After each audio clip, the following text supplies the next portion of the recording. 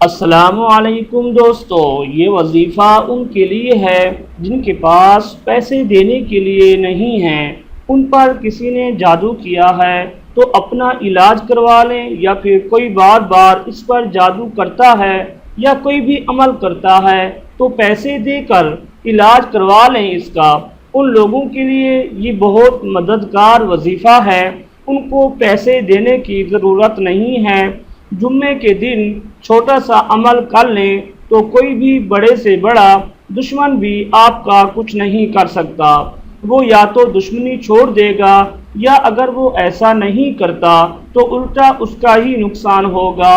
جو آپ کو نقصان پہنچانا چاہے گا اس کو خود نقصان اٹھانا پڑے گا، وہ دشمن آپ کا تباہ و برباد ہو جائے گا۔ یہ وظیفہ سبھی لوگ کر سکتے ہیں۔ خواتین جمعہ کی نماز تو نہیں پڑھ سکتی ہیں، مگر انداز جب جمعہ کی نماز ہو جائے یا آپ ظہر کی نماز کے بعد پڑھ سکتی ہیں، کیونکہ خواتین مسجد جمعہ کی نماز کے لیے مسجد نہیں جا سکتی، اس لیے وہ ظہر کی نماز کے بعد یہ عمل کر سکتی ہیں۔ جمعہ کی نماز کے فوراً بعد یہ وظیفہ کر لیں تو زیادہ بہتر ہے۔ اگر ایسا ممکن نہیں تو آپ اس کو گھر جا کے آرام سے کر سکتے ہیں۔ عمل یوں کرنا ہے، سب سے پہلے آپ نے 3 مرتبہ درود ابراہیمی پڑھنا ہے، اور اس کے بعد آپ نے 313 مرتبہ یا منتقم پڑھنا ہے۔ یہ اللہ کا ایک صفاتی نام ہے، یعنی اس کا مطلب ہے کہ انتقام لینے والا، اور پھر آخر پہ 3 مرتبہ درود ابراہیمی پڑھنا ہے، اور آپ نے 3 جمعہ تک ایسے ہی کرنا ہے، تو انشاءاللہ آپ کا دشمن یا تو آپ کا نقصان کرنا چھوڑ دے گا یا پھر خود ہی تباہ و برباد ہو جائے گا۔ جوں جوں قیامت قریب آ رہی ہے، لڑائی اور دشمنی کے انداز بھی بدل رہے ہیں۔ کبھی نمبرداری، چودہاٹ، حویلی اور ووٹ کی بنیاد پر دشمنی ہوتی تھی، مگر آج کا مسلمان اخلاقی لحاظ سے اس قدر کمزور ہو چکا ہے کہ معاشرے میں موجود دشمنیوں کی وجوہات سن کر سر شرم سے جھک جاتا ہے۔ کئی بار یہ تجربہ بھی ہوا ہے کہ روحانی علاج کے سلسلہ میں ای میل اور کالز موصول ہوئیں کہ میں ایک لڑکی کو پسند کرتا تھا، اس نے کہیں اور شادی کر لی ہے، آپ مجھے وظیفہ دیں کہ وہ طلاق لے ورنہ میں اسے قتل کر دوں گا، وغیرہ وغیرہ۔ یاد رکھیں، یہ ایک ایسی سوچ اور عمل ہے جو براہ راست خدائے بزرگ و برتر سے ٹکرا لینے کے لیے مترادف ہے۔ ذہنی پستی، گھر کے ماحول کی بے برکتی، ٹی وی، ڈراموں اور فلموں میں دیکھی جانے والے مناظر ہماری اولادوں کی جڑیں کھوکھلی کرنے میں بنیادی کردار ہیں۔ اس ساری صورتحال میں یقیناً ہمیں اپنے جان و مال کی حفاظت کی ضرورت ہوتی ہے۔ دشمنی تو سگے بھائی سے بھی ہو سکتی ہے، خاندانی دشمنی، مذہبی دشمنی، سیاسی دشمنی اور پھر روحانی دشمنی۔ بہرحال اللہ تعالیٰ سے خیر طلب کی جانی چاہیے، جو آپ کا برا چاہے اس کی بھلائی کی دعا کریں کہ اللہ اسے ہدایت عطا کرے۔ معاف کرنے والے کے لیے اللہ اور اس کے حبیب صلی اللہ علیہ وسلم نے بے شمار انعام رکھے ہیں۔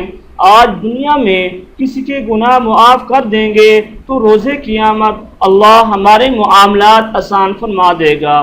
دشمن سے نجات کے وظائف کی اکثریت نوبت آتی رہتی ہے۔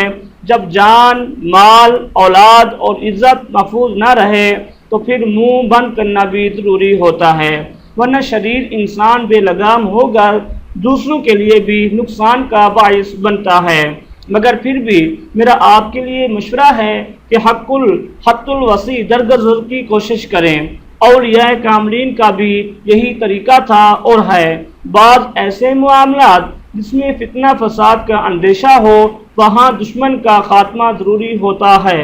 آج کل ہر تیسرا شخص کسی نہ کسی مقدمے میں پھنسا نظر آتا ہے، اور جبکہ کئی بے گناہ افراد ناحق مقدموں کی بھینٹ چڑھ کر جیلوں میں قید کی سزا بھگت رہے ہیں، جبکہ اغوا برائے تاوان کی وارداتوں میں بھی اغوا کار مغوی کو کئی دن قید میں رکھ کر تشدد کرتے اور اس کے گھر والوں سے بھاری رقوم کا مطالبہ کرتے ہیں۔